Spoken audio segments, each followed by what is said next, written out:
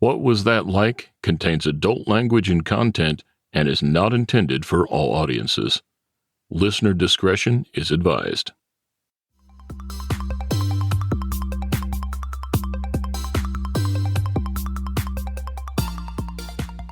Welcome to What Was That Like? I'm your host, Scott Johnson. This is the show where we talk to regular people just like you or just like me, who have found themselves in an extremely unusual situation. We'll hear their stories and get inside their head because we all want to know, what was that like? More information about each episode at whatwasthatlike.com. Here we go.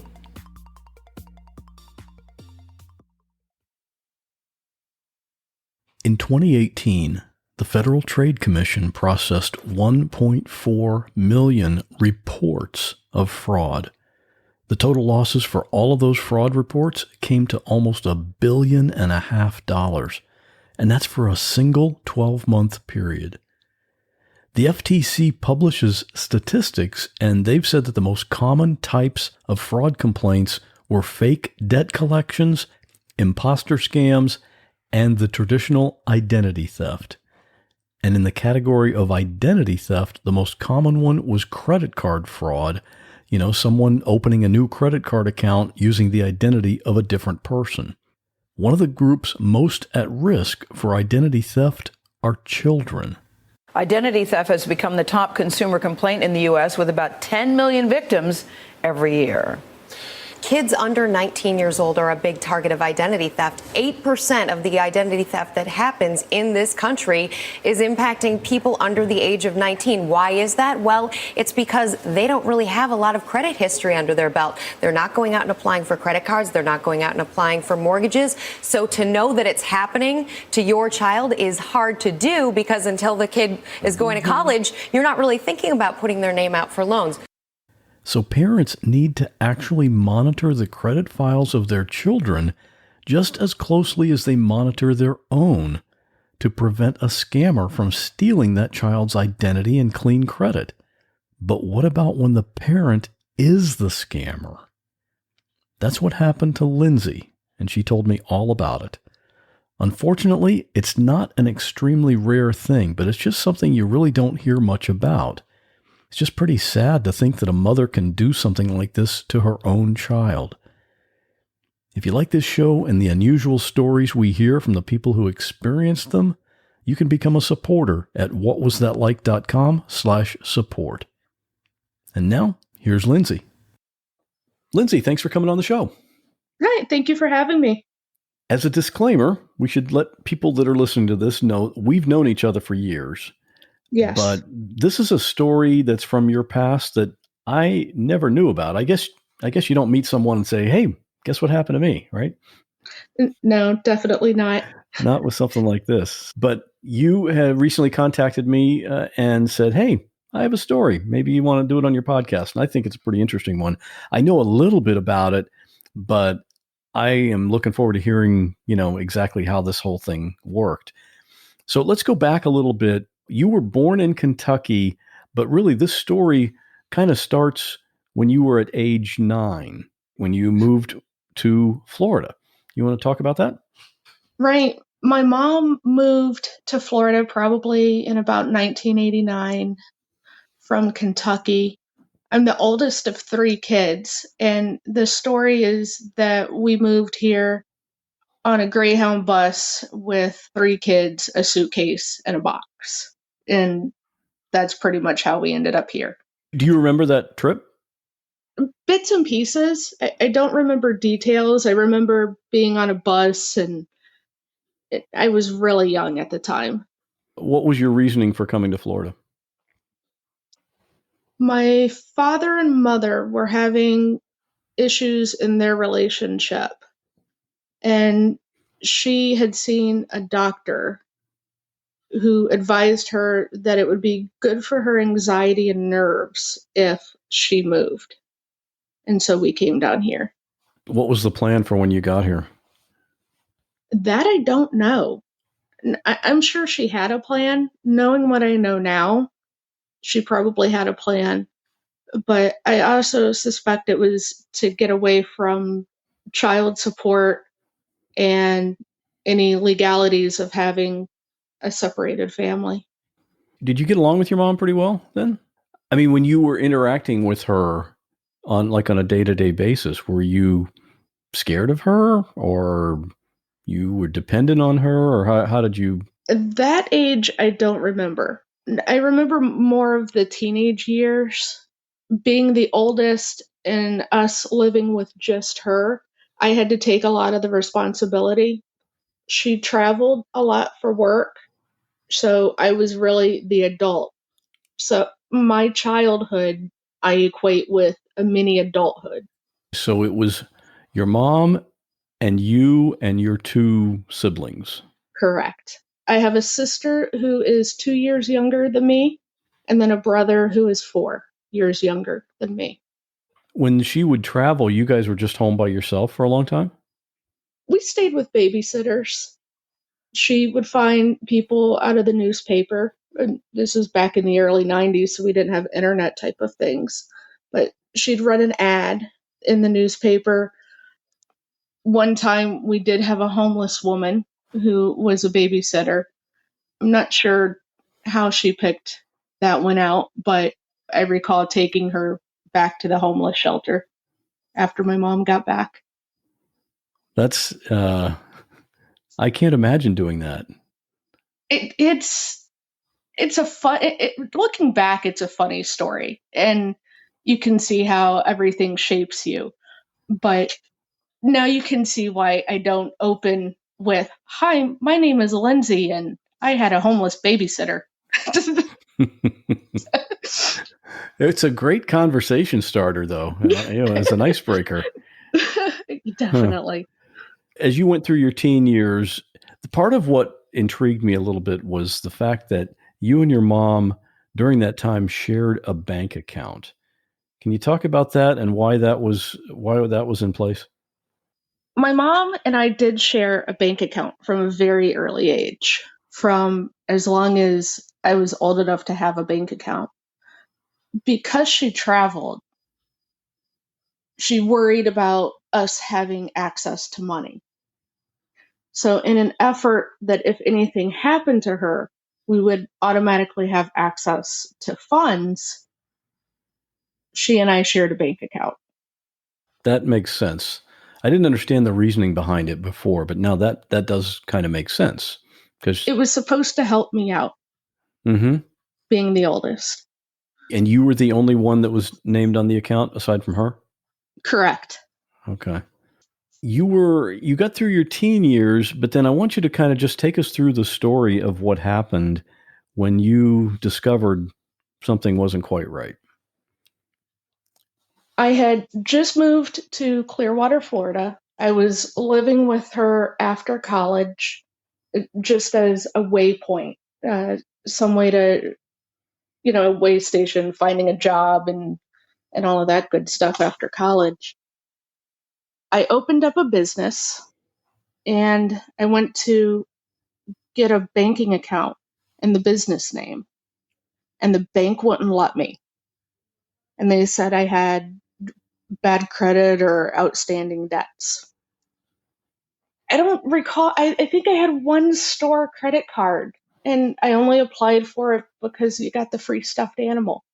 But the way that we set up when I was at school, in an effort for her to help me, she would take my payroll funds and deposit my checks. She was supposed to be paying all of my school expenses through the checking account so that I could concentrate on school. I didn't look at my checking account a lot because I suppose I depended on her for that. And so when I went to get the second bank account in the business name and I wasn't allowed, then I started digging through drawers and looking through files, and I found an entire filing cabinet of unopened bills and letters and things in my name. And that's how it all started. It was an entire filing cabinet of unopened bills. And the total, when everything was said and done, I had $31,000 in debt in my name. Did you think it was a mistake, or what were your thoughts at that point? No, I knew it wasn't a mistake. My mom is very manipulative, and there were weird things growing up. There was always a story and always a scam with her. So I knew it wasn't made up.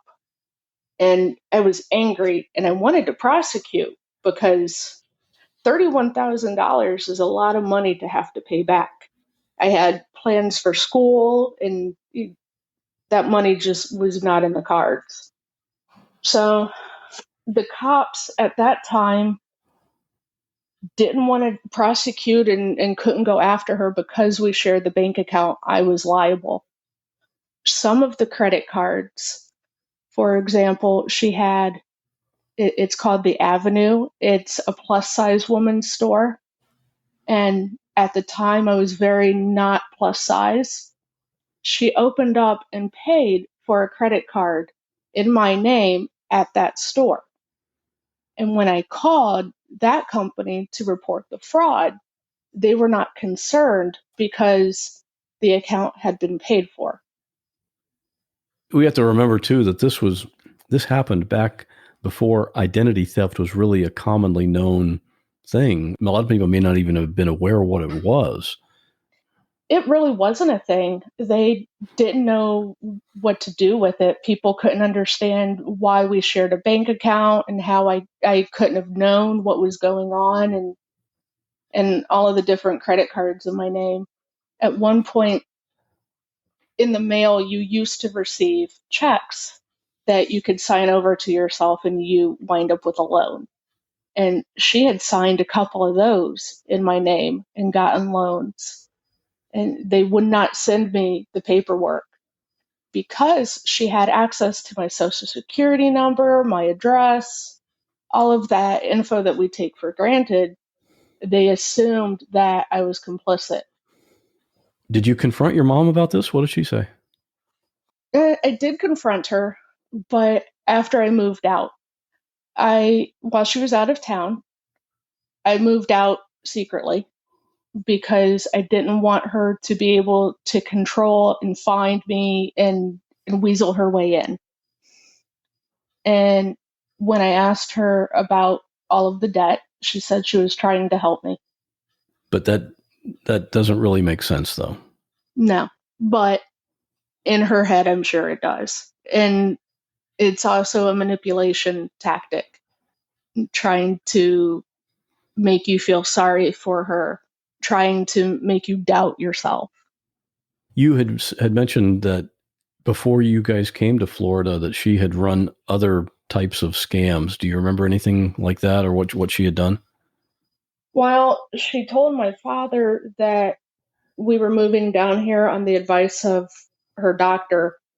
And that really wasn't the case. And throughout that whole time, she was telling us that our father didn't care about us, that he wasn't paying child support. He was just a deadbeat dad, that he was either a ne'er-do-well or didn't want anything to do with us.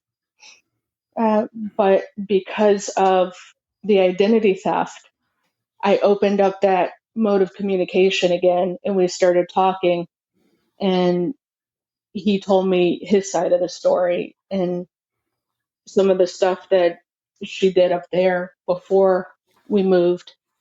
She had some sort of restaurant equipment scam going where she was going to replace restaurant equipment, but she would take the money but wouldn't replace the equipment.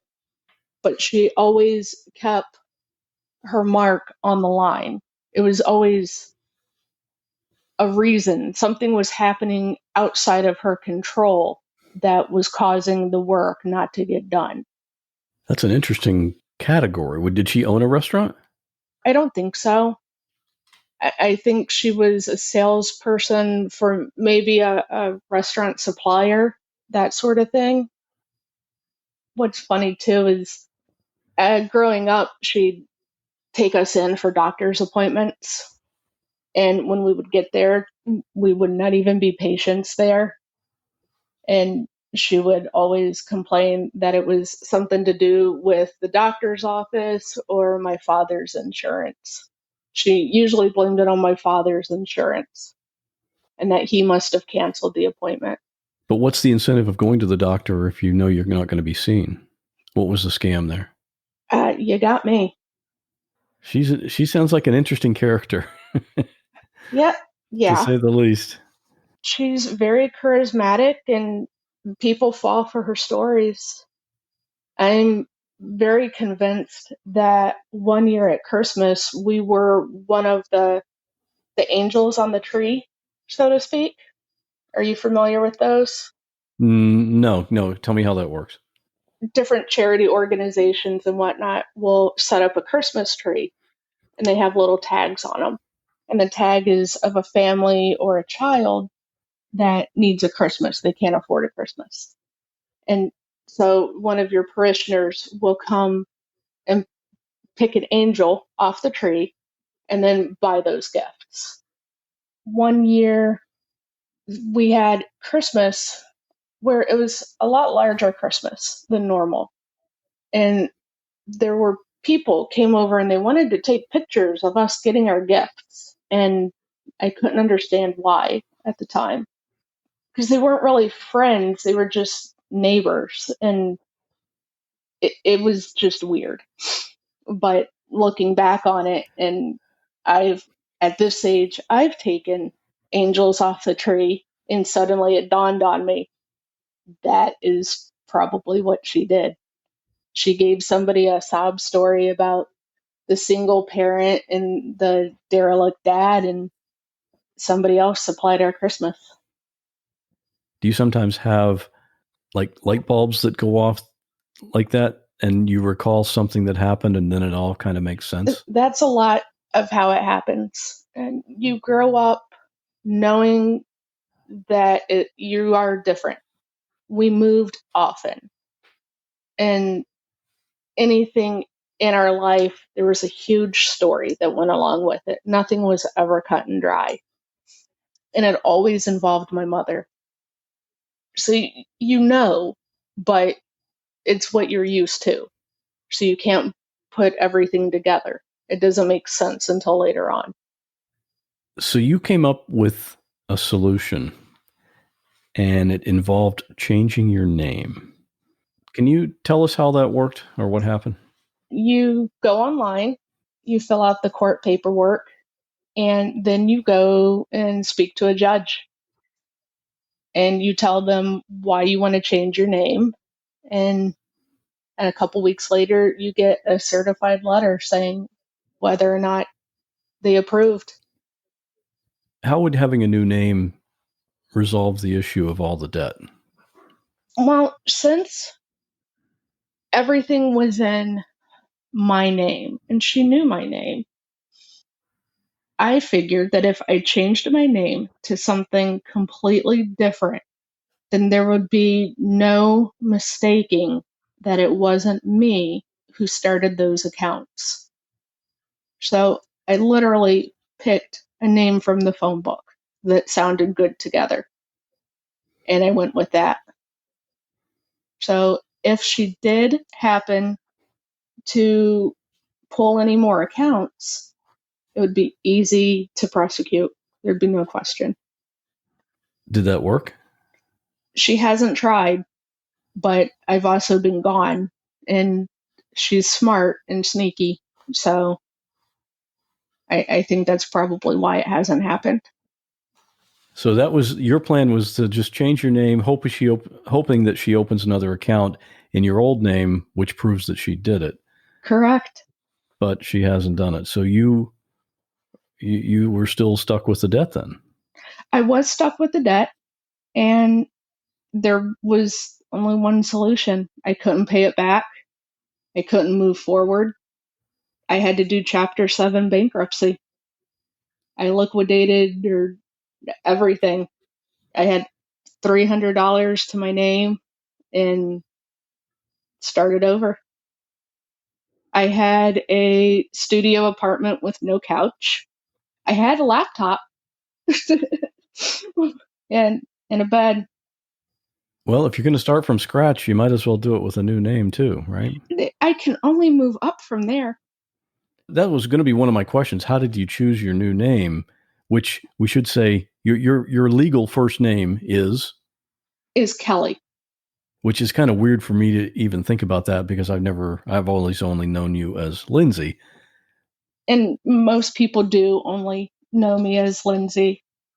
It feels impersonal and separate for me to refer to myself as Kelly. The only people who call me Kelly are people that I owe money to.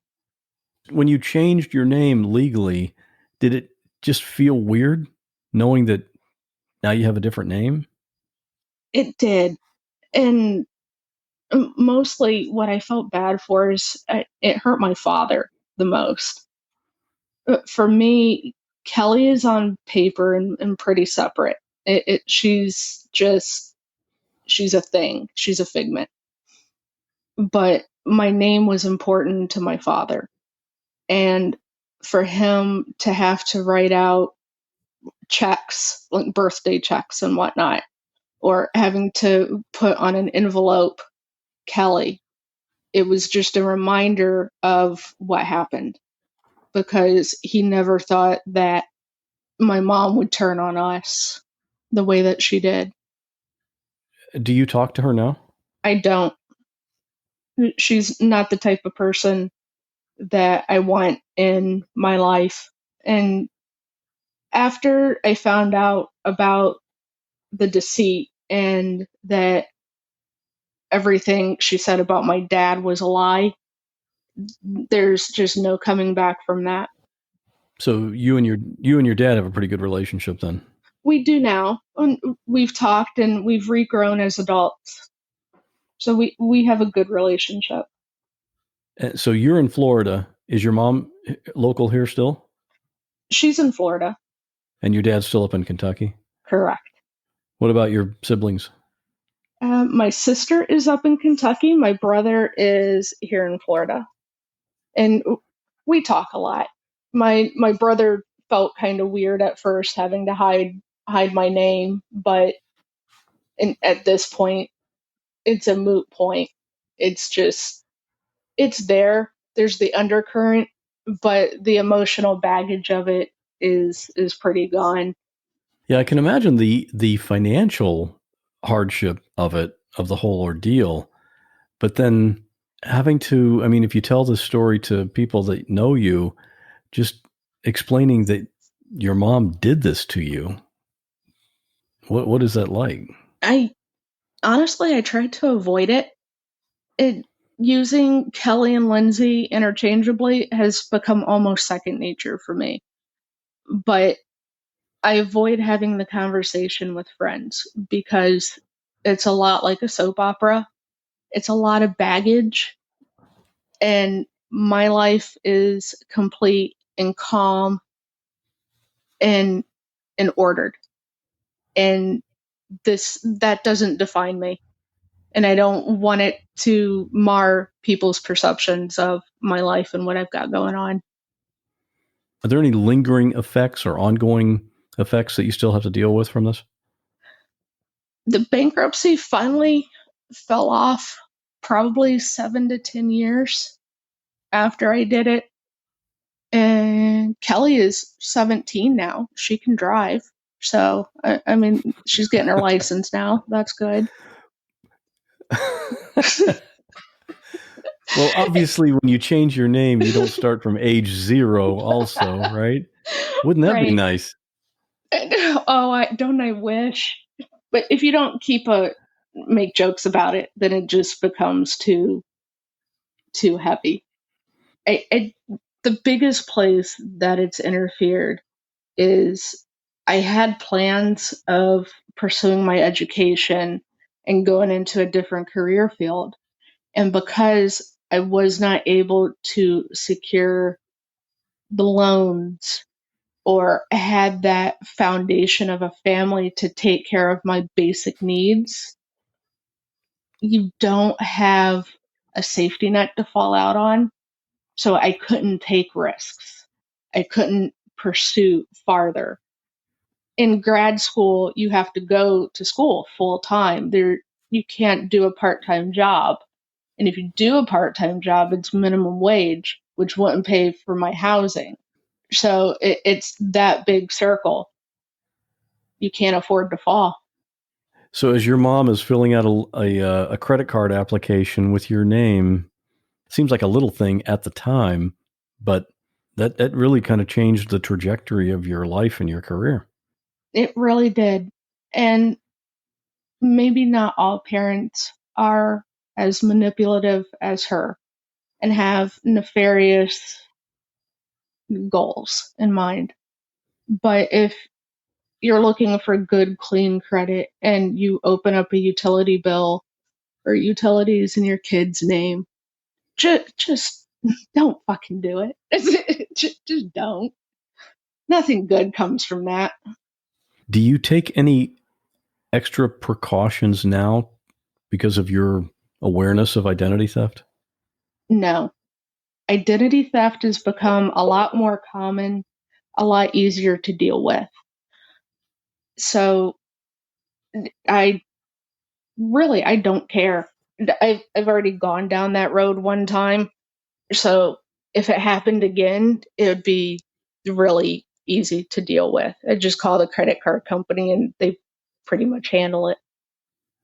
It's almost laughable how different it is. And if I were to report the same crimes today, the punishment would be so different. So many people are aware of it and the prosecutors are aware of it. And the climate is just completely different. And I think creditors are probably more sympathetic when they hear, well, maybe not. I don't know. Creditors are the way they are. But when they hear someone say, yeah, this isn't my, I mean, they have to prove that you applied for the loan or applied for the credit card. I guess they would have had to prove it back then too. I mean, it's from a legal contractual standpoint. I don't know why they could insist on holding you accountable when they wouldn't have had your signature on anything. She actually had power in my name, and she had your social security number and she had the info. She did it over the phone. That was the power company.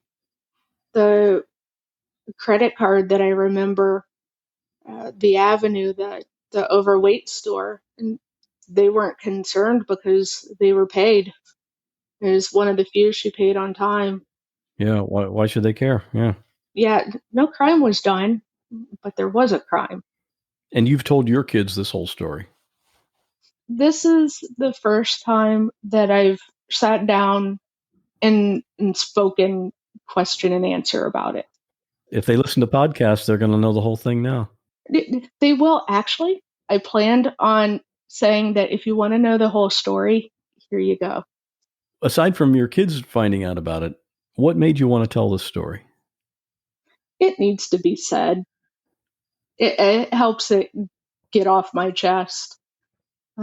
I'd like some closure, but I don't think that there is going to be any. There's been real, tangible problems that this has caused. And on one side, I think my mom should know, and maybe she'll listen. But on the other hand, it's not worth listening to her excuses and manipulation. So I don't know. I actually did it on a whim because I know you. Well, it is an interesting story. I mean, it's obviously a sad thing that happened. You think, when you think of parents and children, they're supposed to take care of you and protect you from this kind of thing. And when it turns out that it's your parent that's actually doing it, that's quite a different story.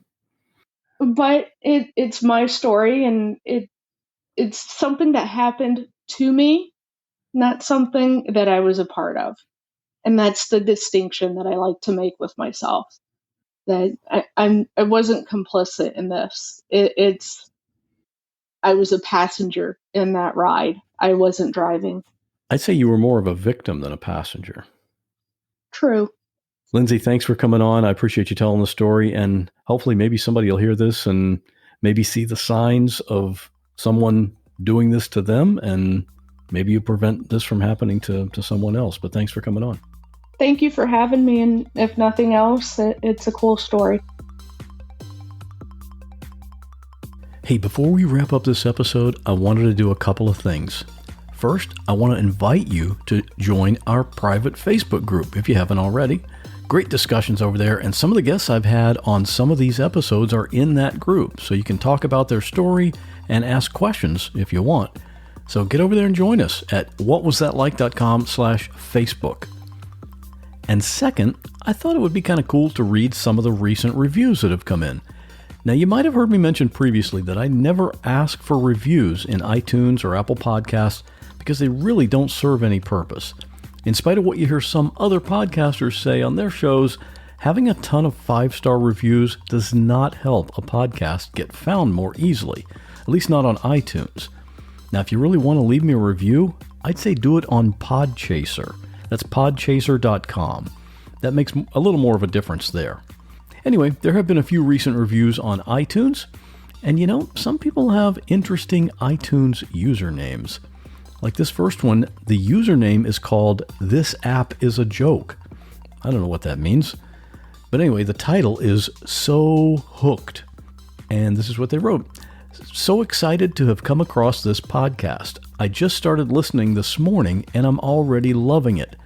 I have to be honest, I was a little disappointed when I initially saw the title and description of the most recent episode, which was about the movie trailer proposal, because I'm a total true crime junkie, so I find suspenseful, shock-worthy content far more appealing than a feel-good marriage proposal, LOL, but I'm so glad I continued scrolling to find that the majority of episodes within this podcast are definitely suspenseful and highly intriguing."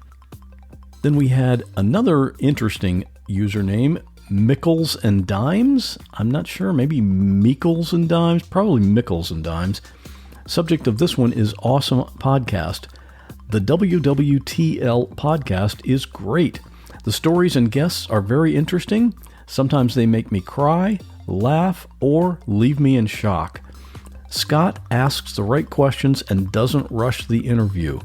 The production quality is also good too. Sound quality is high on both Scott's and the guest's end, and intro and outro aren't too long or obnoxious. Hope this outro isn't too obnoxious. Overall, I'm glad I found this podcast. It will become a regular listen for me. And then finally, we have Sandy CPA, title Great Podcast, and very short. Wow, what a great podcast. Thank you, PWLT, for turning me on to it. The host and stories are terrific. And you might recall PWLT is Podcast We Listen To, and that's a podcast, also a Facebook group, and I was on that podcast talking about this one not too long ago. So if you want to leave a review on podchaser.com, go ahead and then let me know, and I'll read it here on the show. Oh, and I almost forgot to mention this. I'll be at Podfest Multimedia Expo in Orlando, March 6th through 8, coming up real soon. And actually, I'm one of the speakers there this year. And Podfest is a really awesome podcasting conference that I attend every year. There's going to be close to 2,000 people there. Most of them are people who have podcasts, and some people there are thinking and planning to have a podcast. So it's a great time, and I always meet a lot of new people. So if by chance you're going to be there, be sure to find me and say hi. I'd love to meet you. And I'll see you back here in 2 weeks.